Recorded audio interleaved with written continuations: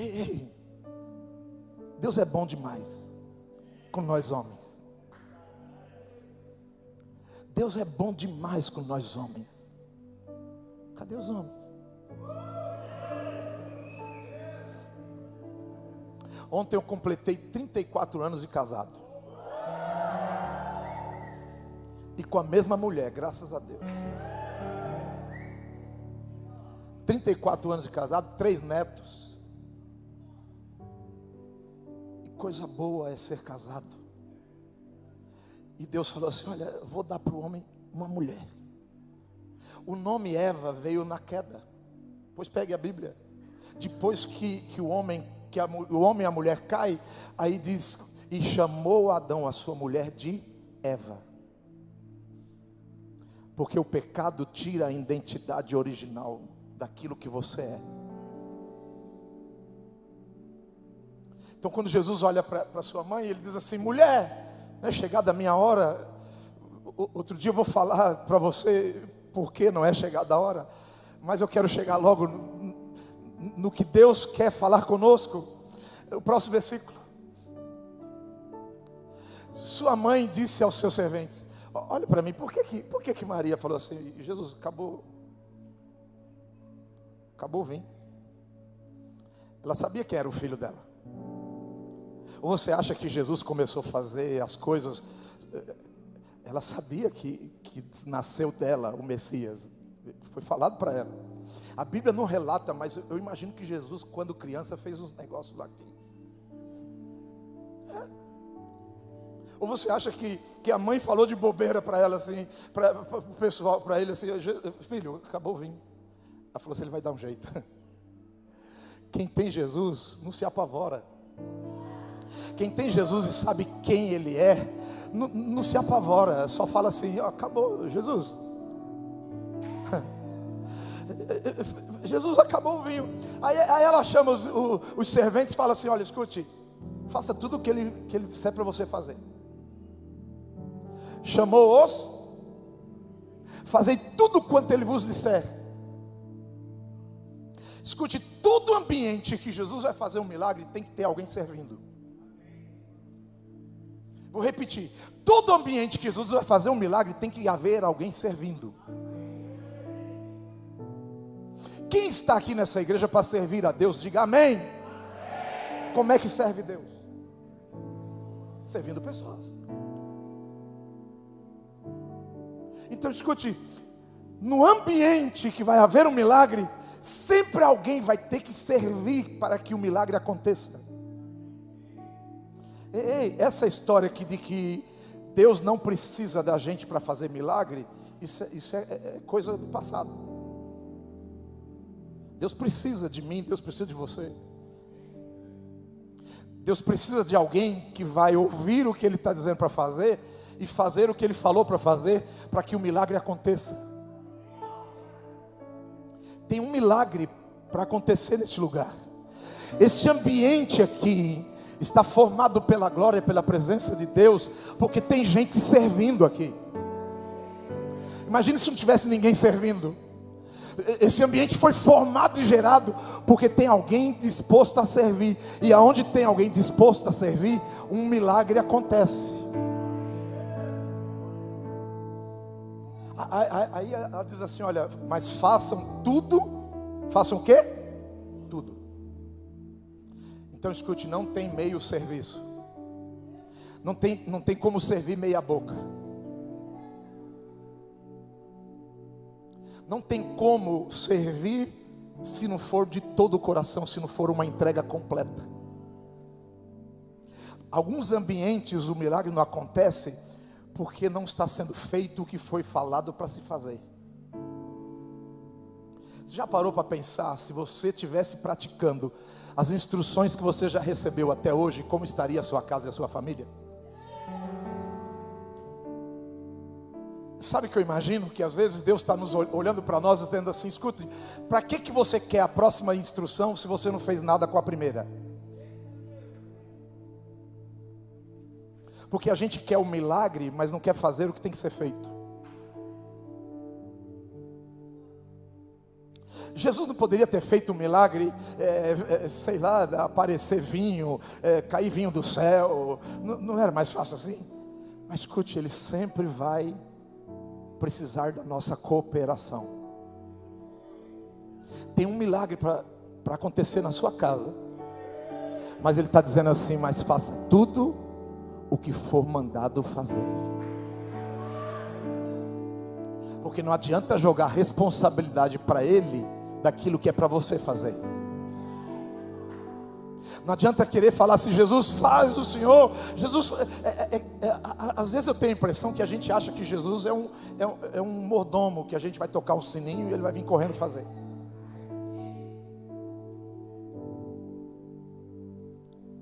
Ei, faça tudo o que Ele disser para fazer.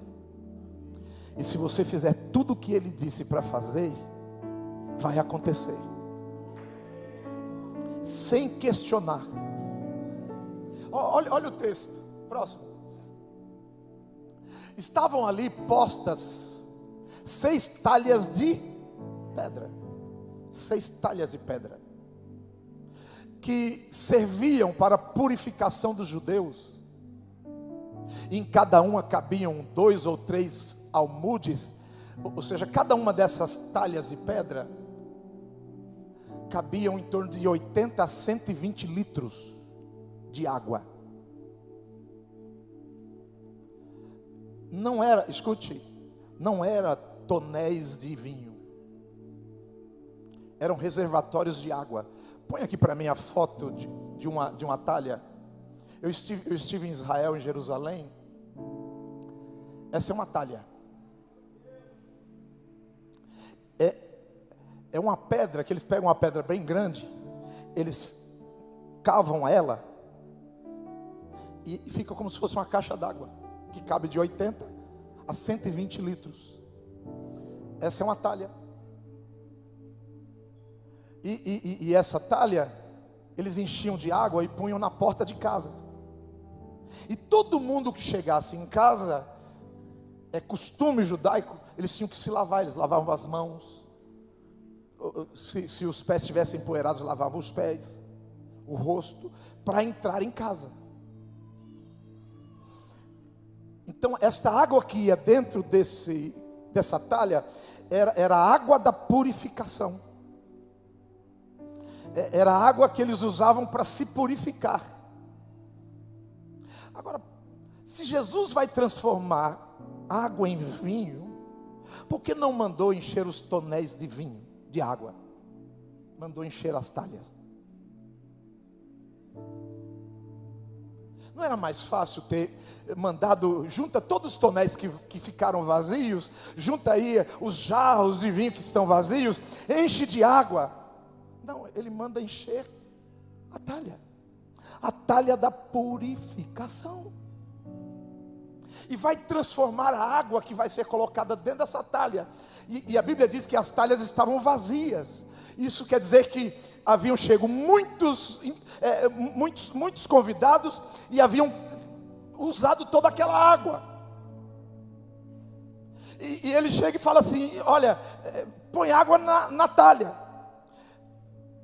Para pensar. Aqueles servos dizendo: peraí, precisa de vinho. Ele está mandando pôr água num recipiente que não é de vinho. Escute, quem foi que disse que Jesus tem que fazer do jeito que você entende e do jeito que você acha que tem que ser feito? O problema é que a gente quer que Ele faça do jeito que a gente imagina que tem que ser feito. Deus sempre trabalha fora das lógicas humanas. Tem coisa que você está pedindo para Deus fazer e ainda não foi feito porque Ele mandou fazer de um jeito que está fora dos seus padrões. Não, mas eu não acredito assim. Eu não acho que é de tal forma. Eu não acho que tem que ser desse jeito. E quem foi que disse que Ele pediu tua opinião?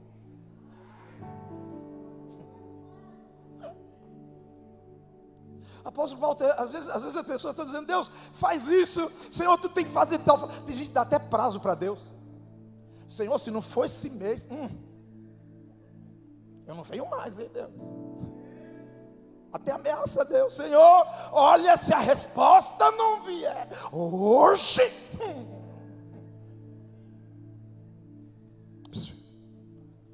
E se ele quiser usar algo que não é costume? E se a bênção não vier do jeito que você pediu? E se ele pedir para você fazer algo fora do comum? Era comum colocar vinho em talhas? Era comum colocar vinhos em talhas? Mas ele faz coisas que espiritualmente tem um significado que às vezes nós não conhecemos. Vou repetir, ele faz coisas que às vezes tem um significado que nós não entendemos. Nós não entendemos. O que tinha dentro da talha? Para que servia a água da talha? Para quê? Para nos purificar, para purificar, não era para purificação? E o que o sangue de Jesus faz com a gente? Então ele manda encher a talha de água que eles usavam para se purificar, porque ele já estava tentando mostrar para eles um sinal profético daquilo que ele veio fazer com a humanidade. Quando a gente toma a ceia, o que tem na ceia? Vinho, que serve para quê? Que significa o quê? O sangue de Jesus que nos purifica. Ele está dizendo: ei, eu entrei nesta casa e nesta família para trazer o meu sangue, para purificar e transformar esta casa e esta família.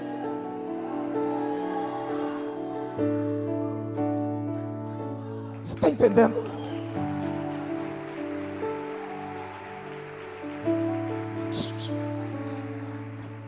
Jesus não trabalha com a nossa mente. Jesus trabalha com a mente espiritual, com as coisas sobrenaturais.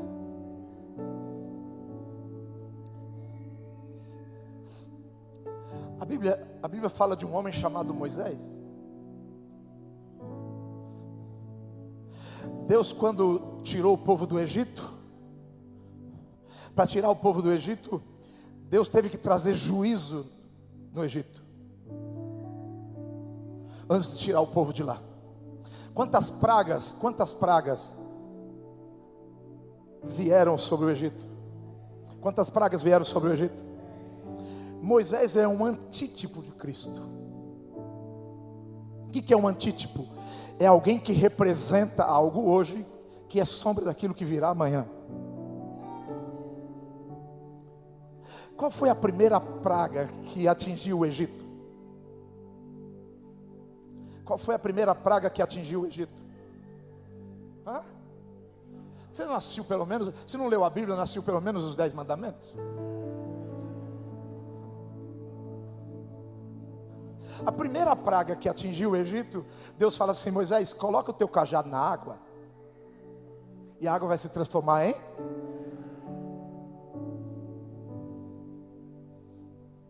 O primeiro milagre de Jesus, ele transforma a água em vinho. Só que no Egito, Deus estava trazendo juízo contra o Egito. E a primeira vez que Moisés é usado para trazer juízo, foi transformando a água em sangue. Porque Moisés representa a lei, e a lei veio trazer juízo. Mas Cristo representa a graça, e a graça veio nos libertar do juízo. Você não está entendendo. Você não está entendendo. Jesus está dizendo assim: eu vou começar meu ministério entrando numa casa, porque foi numa casa que o pecado entrou, e por causa do pecado que entrou numa casa, o juízo veio em cima da humanidade. Então eu vou começar por uma libertação numa casa, e eu vou trazer dentro dessa casa o sangue de Cristo, que vai purificar. Não é uma água comum, não é uma água que a gente se lava e amanhã está sujo. Mas escute, A palavra de Deus diz, no capítulo 1 de João, no versículo 29, quando João vê Jesus vindo até a ele, João olha e diz assim: eis aí o Cordeiro de Deus que tira o pecado do mundo.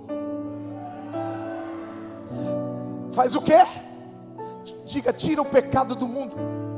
Escute, antes de Jesus, o sacrifício anual, o sacrifício da expiação, era feito de ano em ano, e era derramado sangue, e aquele sangue da expiação significa cobrir. Então o sangue derramado era para cobrir o pecado. Mas quando João vê Jesus, ele fala: esse cordeiro não cobre pecado, esse cordeiro tira pecado. Eis o Cordeiro de Deus que tira o pecado. Jesus vai entrar na sua casa para purificar sua casa. Jesus vai entrar na sua família para libertar a sua família. Jesus vai entrar na sua casa para mudar a realidade da tua casa e da tua família. Jesus vai entrar na tua casa para fazer uma transformação na tua família.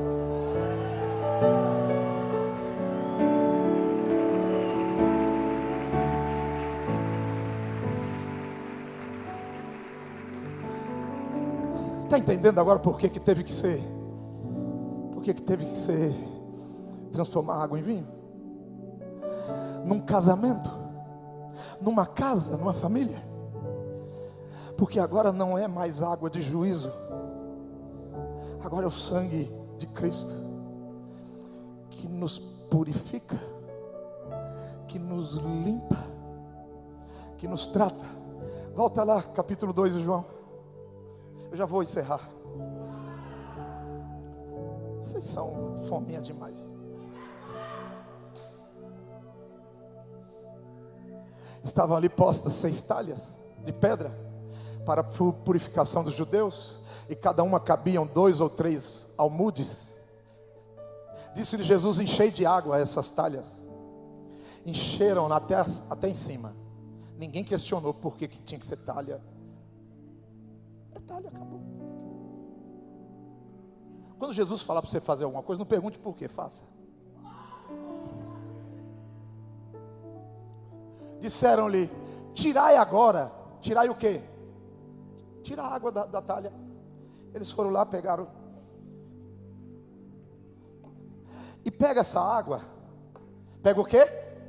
Olha lá, põe o próximo versículo. E logo que o mestre Sala provou o quê? Feita vinho. Dentro da talha tinha o quê? Eles tiraram a água e levaram para o mestre. No caminho da talha até chegar no mestre Sala, a água aconteceu um milagre. Na mão de quem estava levando a água. Tem gente aqui hoje que vai levar água para casa, mas até chegar em casa um milagre vai acontecer. Tem gente aqui que está levando água para casa.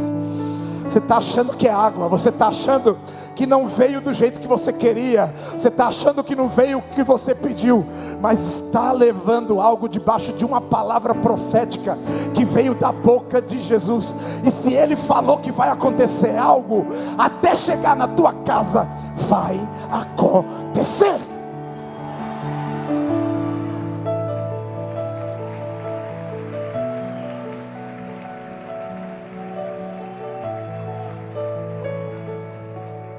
É água.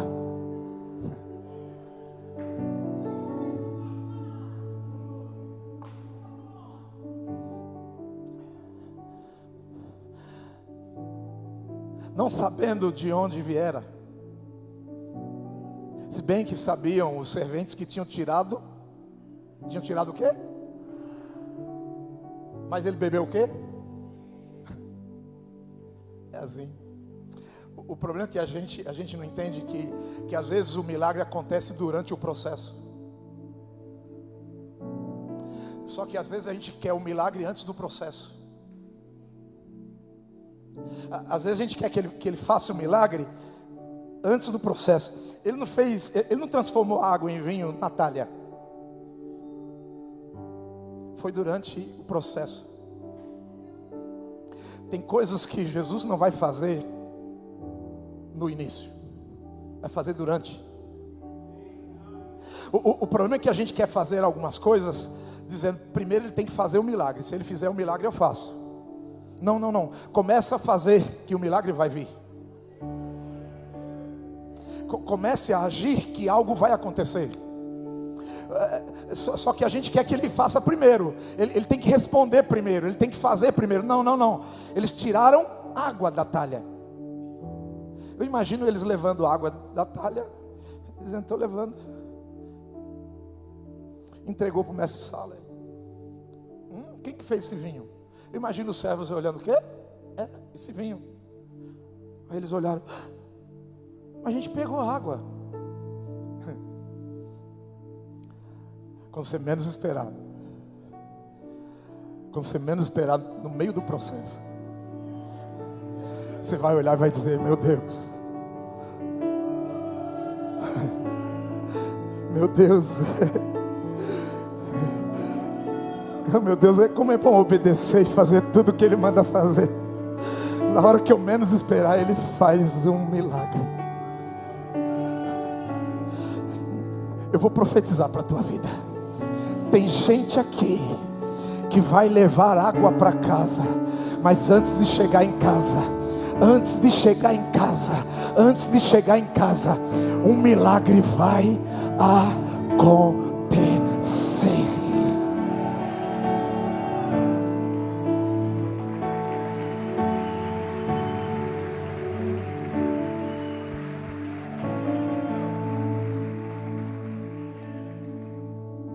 Chamou o mestre Sala ao esposo.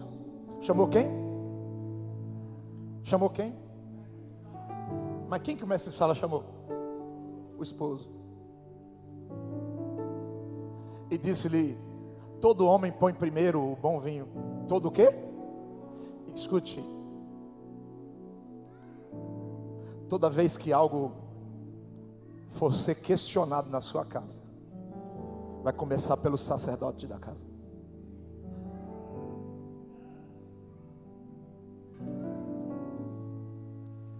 Toda vez que Deus for questionar algo, que algo precisa ser explicado, é você, homem, que tem que explicar.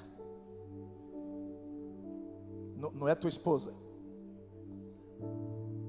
Mandou chamar o marido. O problema é que tem marido passando a responsabilidade para a mulher. É lógico que não é aqui. Hoje uma das coisas que mais está faltando em casa é homem. Sacerdote. Vai falar com o seu pai. Ou melhor, vai falar com a sua mãe. Resolve com a sua mãe. Você é o homem da casa. Ei, tem homem aqui que na hora que ele chegar em casa falar assim, a partir de hoje tem homem nessa casa, a mulher vai falar, glória a Deus, aleluia. Como eu estava clamando por isso, esse dia chegar.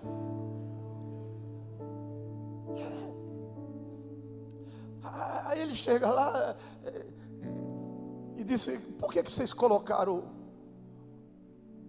primeiro o bom vinho? O vinho bom. Qual que é o vinho bom? Deixa eu te perguntar uma coisa. Esse vinho que Jesus transformou era alcoólico ou não? Hã? Tem crente aqui? Tem alguém nesse lugar hoje aqui?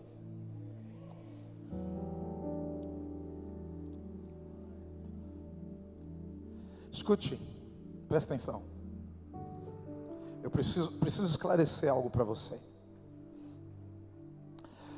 Naquela época, tudo que saía da uva era chamado vinho. Na verdade, a palavra no grego é oinos.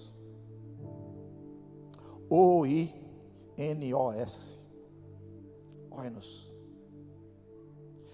todo produto que saía da uva era oinos, era vinho. Então o suco de uva não fermentado já era chamado de vinho. E tem dois termos na Bíblia usados para o vinho: oinos e mosto. O mosto também é produto da uva, não é o vinho fermentado. Abra sua Bíblia aí em Isaías capítulo 65, versículo 8. Assim diz o Senhor: como quando se acha mosto num cacho de uvas. Onde que acha o mosto? Então o vinho já está na uva. Mosto é vinho. Agora me diga, tem álcool na uva? Se você comer um cacho de uva, você fala: nossa, eu comi uns cachos de uva aqui. É assim que funciona? Não. Embora ela contém um certo teor alcoólico, porque é próprio da fruta, mas ela precisa ser fermentada para se tornar vinho alcoólico. A Bíblia fala assim: não se põe vinho novo em odres velhos. Aqui, no texto que está lá em João, o melhor vinho, o vinho bom, é a mesma tradução, o vinho novo. O vinho novo. O que é o vinho novo? O suco de uva. Por que fala assim: não se põe vinho novo em odres velhos?